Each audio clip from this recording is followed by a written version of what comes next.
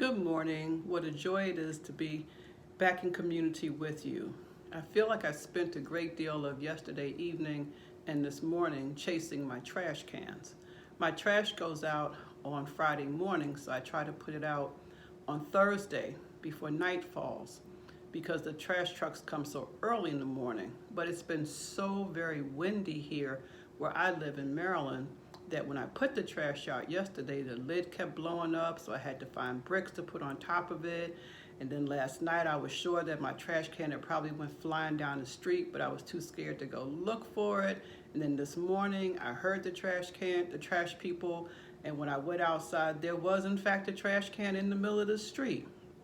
So typically, a very nice person comes and puts my trash cans back in the little enclosure I have for them. But today I decided I could do this myself rather than having to chase my trash can all the way down the street. So I went out, and the good news is everything is safe, everything is where it needs to be, and the wind continues to blow. Now that's just a little segue to really highlight the simple, normal things that still go on in our lives, even though we're social distancing. Trash still needs to be picked up. We still have to make sure that we take care of the things that we have been given, but the Bible says authority over, the things that we're responsible for, making sure that things kind of work in some degree of order, even as we face this time of disorder.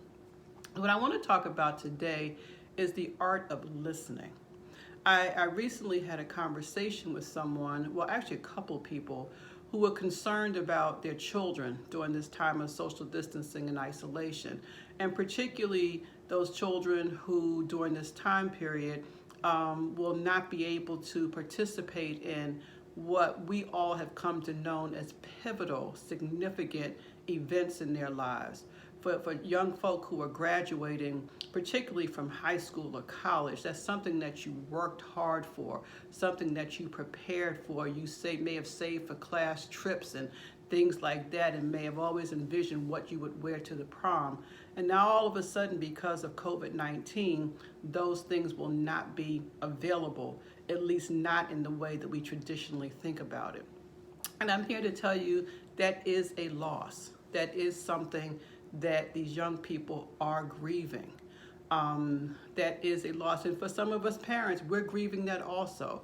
I'm someone who loves ceremonies. I will attend anybody's graduation. I don't care if it's from preschool, from promotion from kindergarten to first grade, to middle school, high school, colleges. I love graduations. I love graduations because they signify accomplishment, not just on the part of the scholar or the young person, but also on the part of the community, the family that has supported them through that time.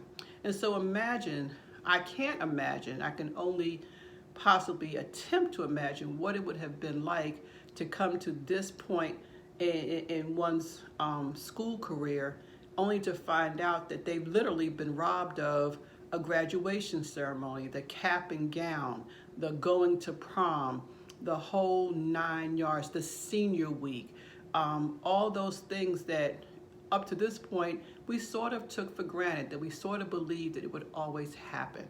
Now, what does this have to do with listening? One of the conversations, someone asked me, how could they best support their young person who appears to be becoming depressed because they're not able to have all the things that high school graduation time should give you. And I would dare say, because there is something called situational depression, that young person probably is experiencing situational depression. Situational depression is things that happen that we should feel sad about, that we should feel a sense of loss, that we should feel a sense of grief, that should have us shocked at sometimes and angry at sometimes. That's what's called situational depression. Now, where does listening come in? Well, the only thing I could say to this person is, when their question was, what can I do to support this young person, is one thing is to provide a listening ear. And now you may say, well, I always listen, but my question is, do you?